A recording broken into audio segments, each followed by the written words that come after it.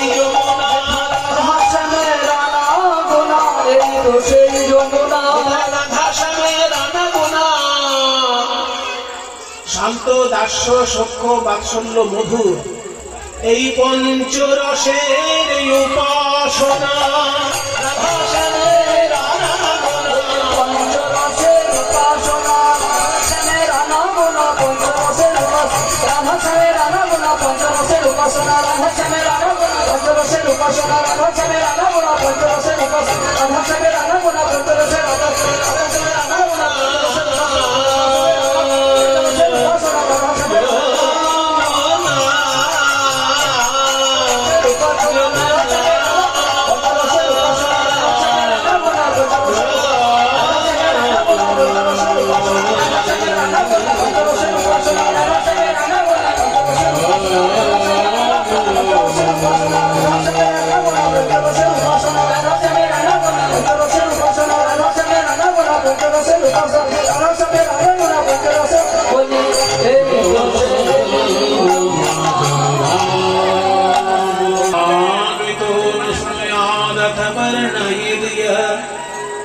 भक्ति परां भगवती प्रतिलभ्य कामं दीर्घमाशु अपोहिनोति अचिरेण।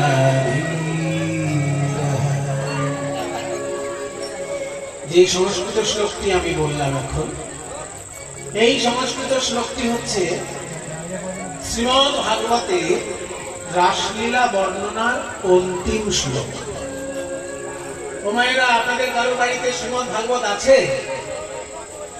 ঠিক বলছেন না কিন্তু, জেনে শুনে বলবেন। এই আসরে বসে উত্তর দিতে গেলে ভেবেচিন্তে উত্তর দেবেন। আবার আমার প্রশ্নে যখন উত্তর দেবেন, বোঝা মিলে উত্তর দেবেন না, কারণ ঘপ করে ধরব। শ্রীমদ্ ভাগবত বলেছি, শ্রীমদ্ ভাগবত গীতা বলিনি।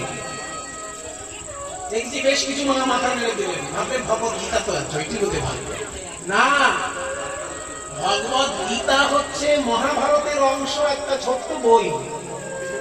আর শ্রীমদ্ ভাগবত হচ্ছে 18 পুরাণের মধ্যে শ্রেষ্ঠ পুরাণ, মহাপুরাণ। কাজেই মহাভারতের একটা অংশ গীতা। গীতাটাকে গোটা বললে শ্রীমদ্ ভগবত গীতা বলতে, ভগবত ভাগবত গীতা না। অনেকে ভুল করে উচ্চারণ করে বলে শ্রীমদ্ ভাগবত গীতা, না, শ্রীমদ্ ভগবত গীতা। ভগবত মানে ভগবান, গীতা মানে গান করা, গীত, গীত মানে গান। 18টা অধ্যায় ধরে তিনি গান গেয়েছেন। হ্যাঁ, সেই গানের মধ্যে হারমোনিয়াম বাজিয়ে, তবলা বাজিয়ে যুদ্ধের দামামা বেজেছে। হারমোনিয়াম, তবলা, বাঁশির সুর হয়তো বাজেনি, কারণ বাঁশি নিয়ে বৃন্দাবনে বাজাতেন। কুরুক্ষেত্রের মাঠে উনি বাঁশি ধরেননি, ওখানে চক্র ধরেছেন।